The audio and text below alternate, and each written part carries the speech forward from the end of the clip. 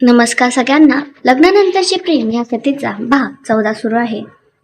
याआधीच आपण या कथेचे 13 भाग आपल्या चॅनलवर अपलोड केलेले आहेत. प्लीज तिथे जाऊन चेक करू शकता. जहागीरदार वाड्याच्या हॉलमध्ये एक वेगळंच वातावरण तयार झालं होतं. समीरच्या एंट्रीने जणू एक थंड हवेची झुळूक वाढत आली होती. पण वेदांच्या मनात मात्र एक भयंकर ज्वालामुखी खतखतत होता.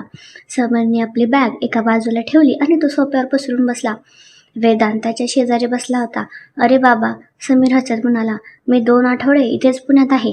माझं अपार्टमेंट रिनोव्हेट होतंय, म्हणून मी म्हटलं माझ्या बेस्ट फ्रेंडच्या घरीच राहायला जाऊया. प्रतापराव हसले. अरे समीर बेटा, हे तुझंच घर आहे. तू कितीही दिवस राहू शकतोस. Thank you uncle. समीरने डोळा मारला. समीरची नजर पुन्हा किचनच्या दाराकडे वळली, जिथून सायली चहा घेऊन बाहेर येत होती. समीर झटक्यात जागेवरून उठला. अरे वहिनी, तुम्ही का काम करताय? मला सांगा, मी घेऊन येतो ना. समीर थेट सायलीच्या जवळ गेला आणि त्याने तिच्या हातातून चहाची ट्रे स्वतःच्या हातात घेतली. सायली दचकली. नाही, मी देईन ना, तुम्ही बसा, ती संकोचून म्हणाले.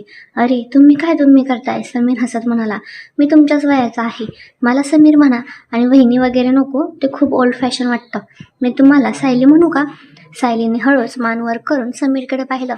त्याचा तो चुलबुला आणि एकदम फ्रेंडली स्वभाव बघून तिच्या चेहऱ्यावर काही असं हसू उमटलं. हो चालेल, सायली हळूच म्हणाली. हे दृश्य वेदांच्या डोक्यात रागाची एक नस जोरात सळसळली. तो जागेवर उठला आणि त्याने समीरच्या हातातून ती ट्रे ओढून घेतली. समीर, तू गेस्ट आहेस, जाऊन बस तिथे. वेदांत दातोट खात पण आवाज दाबून म्हणाला. समीरने वेदांतकडे पाहिलं. अरे भावा, तू एवढा का चिडतोयस? मी तर फक्त हेल्प करत होतो. वेदांतने सायलीकडे एक भयंकर रागीट नजर टाकली. सायलीने लगेच मान खाली घातली आणि ती किचनमध्ये निघून गेली. आत्ता हे सगळं बघत होत्या. त्यांच्या चेहऱ्यावर एक खट्याळ हसू आलं. त्यांना वेदांची ती जेलसी बरोबर समजली होती. रात्रीचे 8 वाजले होते. डायनिंग टेबलवर जेवणाची तयारी सुरू होती. आज वाड्यात जेवायला काही खास पदार्थ बनवले होते, कारण समीर आला होता. सगळे डायनिंग टेबलवर येऊन बसले. वेदांत नेहमीप्रमाणे प्रतापरावांच्या शेजारी बसला होता. समीर मुद्दाम वेदांच्या समोरच्या खुर्चीवर बसला, जिथून त्याला सायली स्पष्ट दिसू शकेल. सायली आणि सगुणाबाई जेवण वाढायला लागल्या.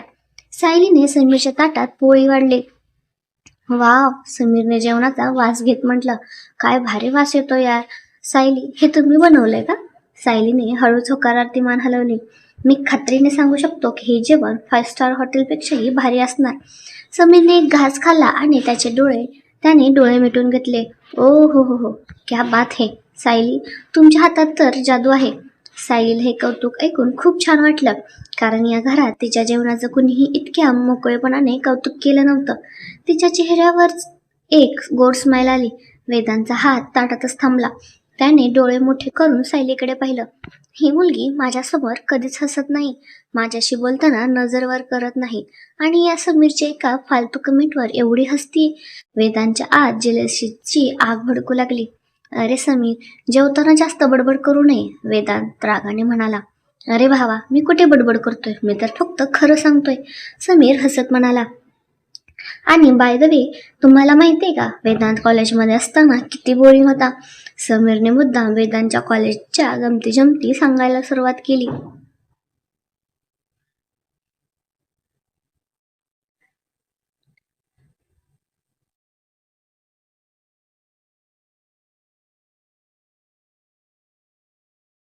सायली, हा वेदांत ना कॉलेजमध्ये कोणत्याही मुलीकडे बघायचा नाही, समीर हसत सांगू लागला. आम्ही सगळे कॅन्टीनमध्ये बसायचो आणि हा लायब्ररीत जाऊन पुस्तक वाचायचा. एकदा तर एका मुलीने याला प्रपोज केलं आणि हा तिला म्हणाला, माझं लक्ष फक्त माझ्या करिअरवर आहे. समीरची ती सांगण्याची पद्धत आणि त्याचे ते हावभाव बघून सायलीला हसू आवरत नव्हतं. ती खळखळून हसू लागली. तिचं ते मोकळं हसणं, तिचे ते चमकणारे डोळे आणि गालावर पडणारी खळी, हे सगळं वेदांत पहिल्यांदाच बघत होता.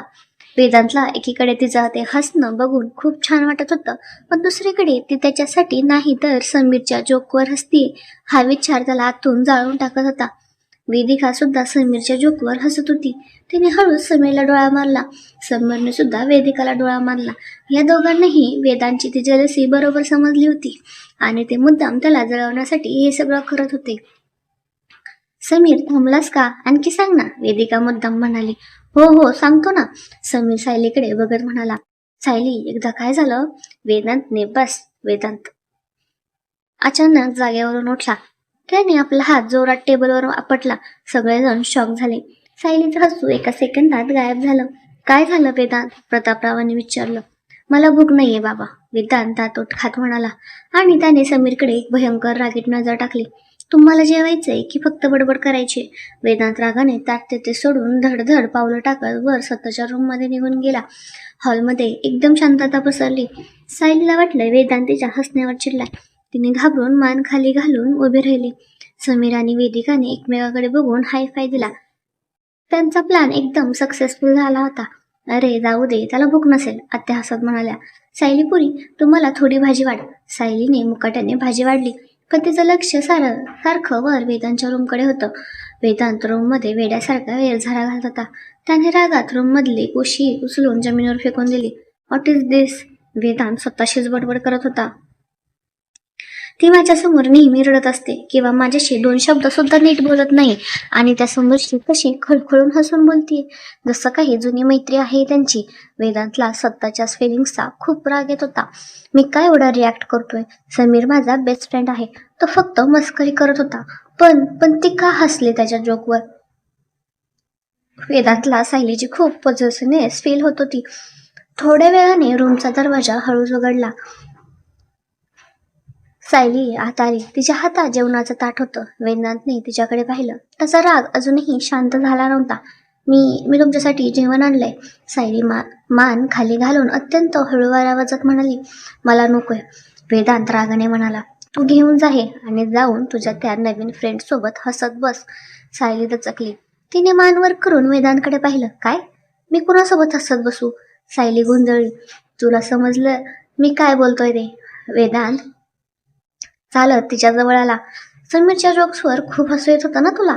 मग इथे माझ्यासमोर अशी रडका चेहरा करून का उभी आहेस? जा हस तिथे जाऊन. सायलीला आता वेदांतचा राग बरोबर समजला होता. अच्छा, म्हणजे वेदांत सर जेलेसे फील करताय?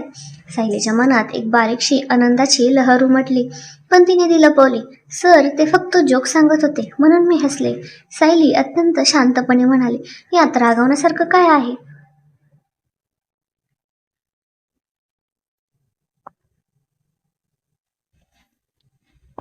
रागवण्यासारखं काही नाहीये. वेदांचा आवाज थोडा वाढला. पण तू या घरातली सून आहेस, आणि माझ्यासमोर तू कधीच नीट बोलत नाहीस, आणि एका बाहेरच्या माणसाशी.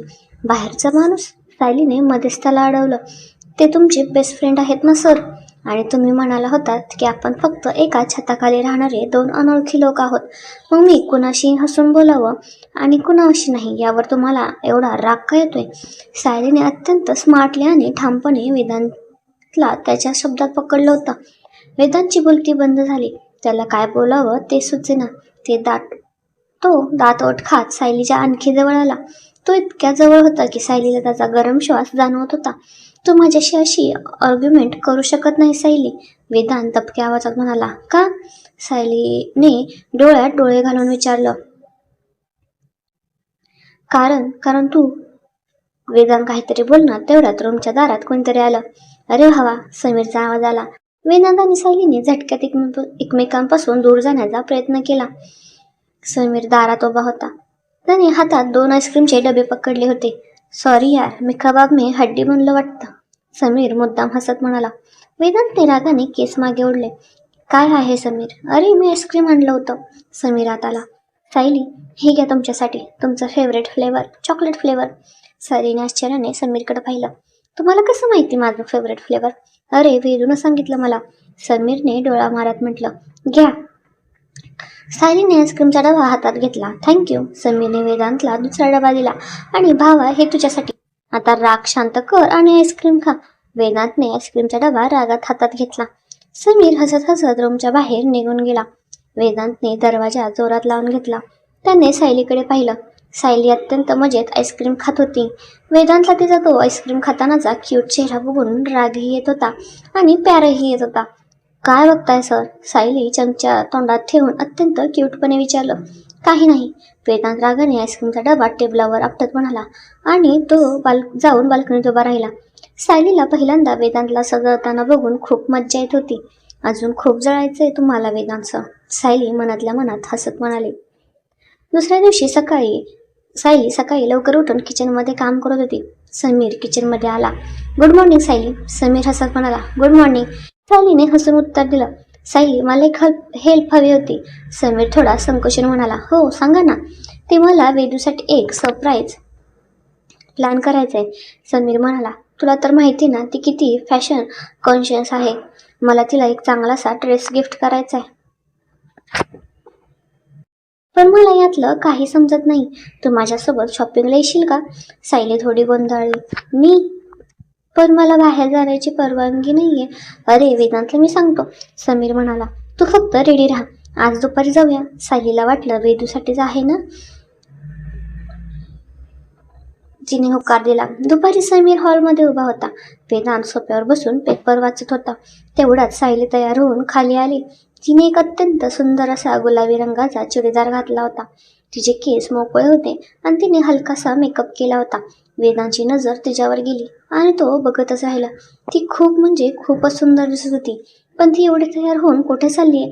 वेदांतच्या मनात प्रश्न आला. चल सायली, समीर हसत म्हणाला. आपण निघूया. वेदांतने झटक्यात पेपर खाली ठेवला. कुठे कुठे चाललाय तुम्ही दोघं? अरे मी सायलीला शॉपिंगसाठी घेऊन चाललोय, समीर अत्यंत कॅज्युअली म्हणाला. मला थोडं काम होतं. वेदांतचा श्वास अडकला. काय? सायली तुझ्यासोबत शॉपिंगला जाणार? हो, समीरने डोळा मारला. का? तुला काय प्रॉब्लेम आहे का?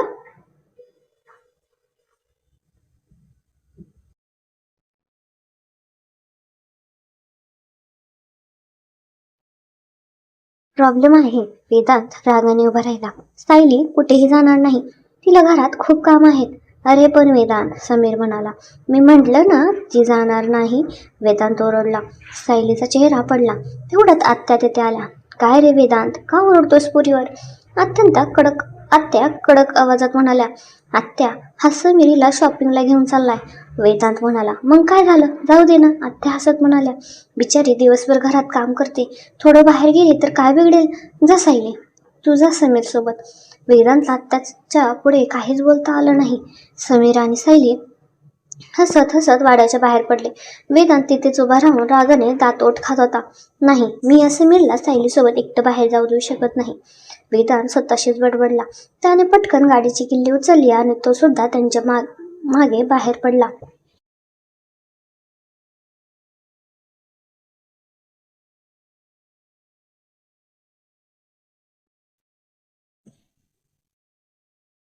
पुण्यातील तो सर्वात मोठा आणि आलिशान मॉल. लोकांची खूप वर्दळ होती. वीकेंड असल्यामुळे सगळीकडेच गर्दी होती. समीर आणि सायली एका मोठ्या ब्रँडेड लेडीज वेअरच्या शोरूम मध्ये होते. समीर अत्यंत कन्फ्युज होऊन वेगवेगळ्या साड्या आणि ड्रेसेस बघत होता. हे बघ सायली, समीर एक गडद लाल रंगाचा वन पीस हातात घेत म्हणाला. हा कसा वाटतोय वेदूसाठी? सायलीने तो ड्रेस पाहिला आणि तिला खूप हसू आलं. समीर, वेदूताईचं स्किन टोन थोडा फेअर आहे आणि त्यांना असे भडक कलर्स आवडत नाहीत. त्यांना पेस्टल कलर्स खूप छान दिसतील. अरे यार, समीरने डोक्याला हात लावला. मला मुलींच्या शॉपिंग मधलं काहीच समजत नाही. तूच काहीतरी भारी सिलेक्ट कर ना प्लीज. सायली हसली. ठीक आहे, मी बघते. सायली शोरूम मध्ये फिरत होती आणि समीर तिच्या मागे मागे चालत होता. दोघंही खूप हसत गप्पा मारत होते आणि हे सगळं दृश्य शोरूमच्या बाहेर एका खांबाच्या मागे उभा राहून वेदांत बघत होता. वेदांतने डोळ्यावर काळा गॉगल लावला होता आणि त्याची जॅकेटची कॉलर थोडी वर केली होती, जेणेकरून त्याला कुणी ओळखू नये. त्याचा चेहरा रागाने आणि जेलसीने अक्षरशः लालबुंद झाला होता. बघ कसा हसतोय तिच्याशी. वेदांत दातोट खात स्वतःशीच पुटपुटला. आणि ही पण माझ्यासमोर तर कधी साधी स्माईल पण देत नाही आणि याच्यासोबत कसे दात काढून हसते, जसं काही खूप वर्षाची ओळख आहे. वेदांतने हात मुठीत घट्ट वळले गेले होते. त्याला वाटत होतं की आत्ता जाऊन समीरचं थोबाड फोडावा, पण तो काही करू शकत नव्हता. सायलीने एक अत्यंत सुंदर असा पेस्टल पीच रंगाचा अनारकली ड्रेस सिलेक्ट केला. वाव, समीर तो ड्रेस बघून म्हणाला. सायली, तुझी चॉईस खरंच खूप भारी आहे. वेदूला हा ड्रेस नक्की आवडेल. समीरने बिल पे केलं आणि ते दोघे शोरूमच्या बाहेर आले. चल सायली, आपण कॉफी पिऊया, समीर म्हणाला. नको समीर, मला खूप उशीर झालाय. आपण घरी जाऊया, आत्या वाट बघत असतील. सायली संकोचून म्हणाली. अरे यार, एक कॉफी तर बनते बॉस, समीरने आग्रह केला. चल ना. सायलीला नाही म्हणता आलं नाही. दोघेही मॉलच्या एका कॅफेमध्ये जाऊन बसले. वेदांत सुद्धा त्यांच्या मागे मागे कॅफेमध्ये आला आणि त्यांच्यापासून थोडा दूर एका कोपऱ्याच्या टेबलवर जाऊन बसला. त्याने मुद्दाम एक मेनू कार्ड हातात घेतलं आणि चेहरा लपवून त्याच्याकडे बघू लागला. समीरने 2 कोल्ड कॉफी ऑर्डर केला. सायली, समीर थोडा गंभीर होत म्हणाला, मला तुला एक विचारायचं होतं. हो, विचार ना. समीरने एक दीर्घ श्वास घेतला. तू आणि वेदांत, तुम्ही दोघं खरंच खूप खुश आहात का या लग्नात? सायली दचकली. तिचं हसू एका सेकंदात गायब झालं. हो, सायली नजर खाली घालत म्हणाली. खोटं बोलू नकोस सायली. समीरने हळूच तिच्या हातावर हात ठेवला. वेदांतने हे पाहिलं आणि त्याच्या हातातलं मेनू कार्ड जवळजवळ फाटतच आलं. मी वेदांतला लहानपणापासून ओळखतो, समीर म्हणाला. तो खूप इगोइस्टिक आहे आणि तो तुझ्याशी ज्या प्रकारे वागतो ना, ते बघून मला अजिबात वाटत नाही की तुम्ही दोघं नॉर्मल नवरा बायको आहात. त्याने तुला खूप त्रास दिलाय ना? सायलीचे डोळे भरून आले, पण तिने स्वतःला सावरलं. तिने हळूच आपला हात समीरच्या हातातून काढून घेतला. तसं काही नाहीये समीर, सायली अत्यंत हळूवार आवाजात म्हणाली. वेदांत सर थोडे रागीट आहेत, पण ते वाईट नाहीत. समीरने एक दीर्घ सुस्कारा सोडला. सायली, तू खूप चांगली आहेस. जर तुला कधीही माझी गरज लागली तर तुझा हा फ्रेंड नेहमी तुझ्या पाठीशी उभा असेल, हे प्रॉमिस. सायलीला समीरचा तो सपोर्ट बघून खरंच खूप छान वाटलं. तिने हसून मान हलवली. वेदांत मात्र हे सगळं बघवत नव्हतं. तो जागेवरून उठला आणि रागाने पाय आपटत मॉलच्या बाहेर निघून गेला. संध्याकाळचे 6 वाजले होते. जहागीरदार वाड्यात खूप शांतता होती. सायली आणि समीर वाड्यात परतले. सायली थेट किचनमध्ये गेली. तिला रात्रीच्या जेवणाची तयारी करायची होती. सगुणाबाई आज लवकर घरी गेल्या होत्या, त्यामुळे किचनमध्ये सायली एकटीच होती. ती ओट्याजवळ उभी राहून भाजी कापत होती. तिच्या चेहऱ्यावरचं एक हलकसं हसू होतं. आज खूप दिवसानंतर ती बाहेर गेली होती आणि समीरच्या त्या फ्रेंडली स्वभावामुळे तिला खूप रिलॅक्स वाटत होतं. अचानक किचनचा दरवाजा जोरात बंद झाला. ठक असा सायली दचकली. तिने झटक्यात मागे वळून पाहिलं. वेदांत किचनच्या दाराला पाठ लावून उभा होता. त्याने दरवाजा आतून लॉक केला होता. त्याचा चेहरा रागाने आणि जेलसीने असा काही लाल झाला होता की सायलीच्या काळजाचा ठोका चुकला. सर तुम्ही? सायली घाबरून 2 पावलं मागे सरकली. वेदांत हळूहळू अत्यंत संथ आणि भीतीदायक पावलं टाकत तिच्या जवळ येऊ लागला. त्याची नजर सायलीच्या चेहऱ्यावर खिळली होती. सायली मागे सरकत सरकत ओट्याला जाऊन टेकली. आता तिला मागे जायला जागा नव्हती. वेदांत तिच्या अगदी जवळ येऊन उभा राहिला. त्याने आपले दोन्ही हात सायलीच्या दोन्ही बाजूला ओट्यावर घट्ट रोवले.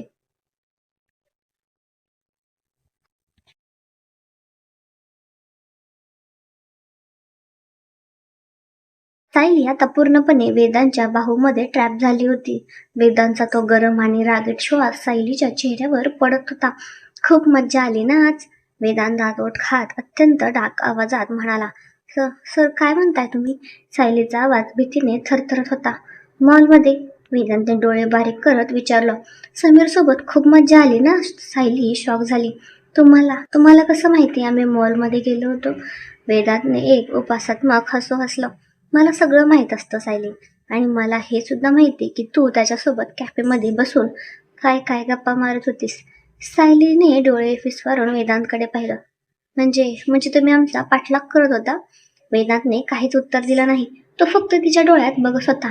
काय गरज होती त्याच्यासोबत एवढं दात काढून हसायची? वेदांतचा आवाज आता वाढला होता. सायलीला वेदांतचा तो पोझिशनेस आणि तो संशय बघून भयंकर राग आला. मी दात काढून हसत नव्हते. सायलीने डोळ्यात डोळे घालून अत्यंत कोल्ड रिॲक्शन देत म्हटलं. आणि जर मी हसले सुद्धा तर त्यात प्रॉब्लेम काय आहे? प्रॉब्लेम आहे, वेदांत ओरडला. तू या घरची सून आहेस आणि माझ्या मित्राबरोबर बाहेर जाऊन अशी हसत बसतेस. तो तुमचा मित्र आहे सर. सायलीने त्याला मध्येच अडवलं. आणि तो मला मित्र मानतो. तो तुमच्यासारखा माझ्या सर्वांसमोर अपमान नाही करत. तो मला एका माणसासारखी वागणूक देतो, मोलकरणीसारखी नाही. हे शब्द ऐकून वेदांचा इगो भयंकर हर्ट झाला. त्याने झटक्यात सायलीचा दंड पकडला आणि तिला स्वतःच्या आणखी जवळ ओढलं.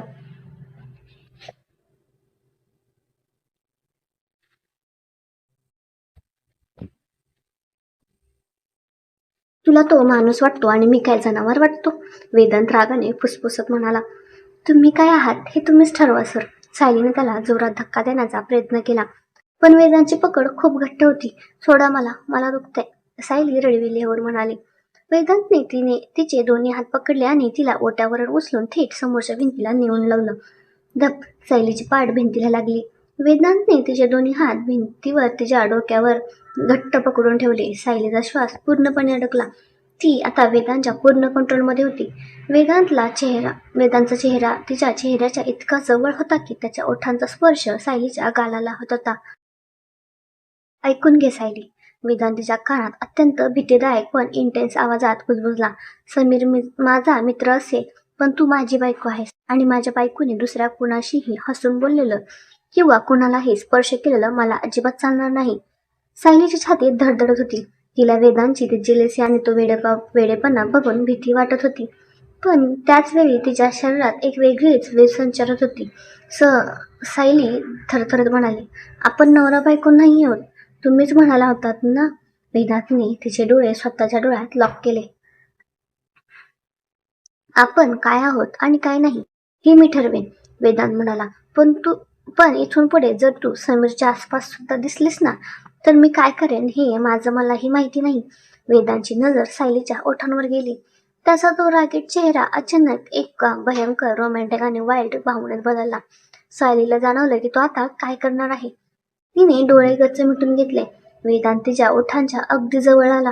त्याचा श्वास सायलीच्या ओठांवर पडत होता. तो तिला किस करणार तेवढ्यात किचनच्या दरवाजावर कोणीतरी जोरात नॉक केला.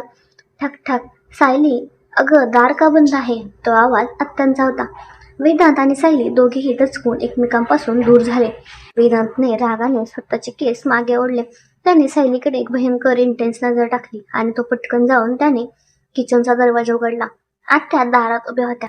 त्यांनी वेदांतला पाहिलं. त्याचा तो घामाघूम झालेला चेहरा आणि मागे उभी असलेली सायली.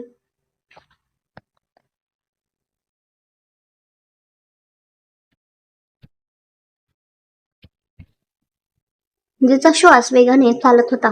आत्यांच्या चेहऱ्यावर एक अत्यंत खट्याळ हसू आलं. अरे वा, आत्या हसत म्हणाला. किचनमध्ये स्वयंपाक चालू आहे की नवरा बायकोचं प्रेम शिजतंय? वेदांचा चेहरा लाजेने लाल झाला.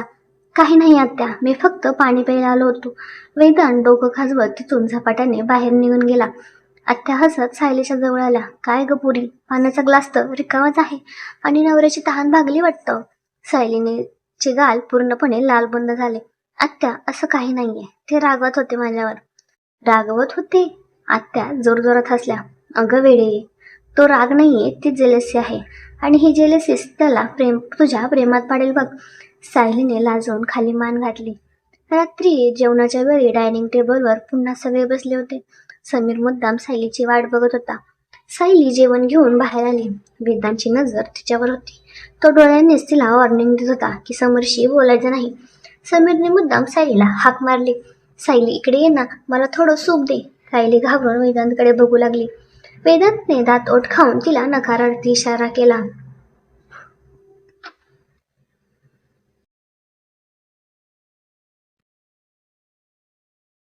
पण सायलीला वेदांतचा तो इगो मोडायचा होता. तिने मुद्दाम वेदांतला इग्नोर केलं आणि ती हसत समीरच्या जवळ गेली. हे घ्या समीर. सायलीने त्याला सूप वाढलं.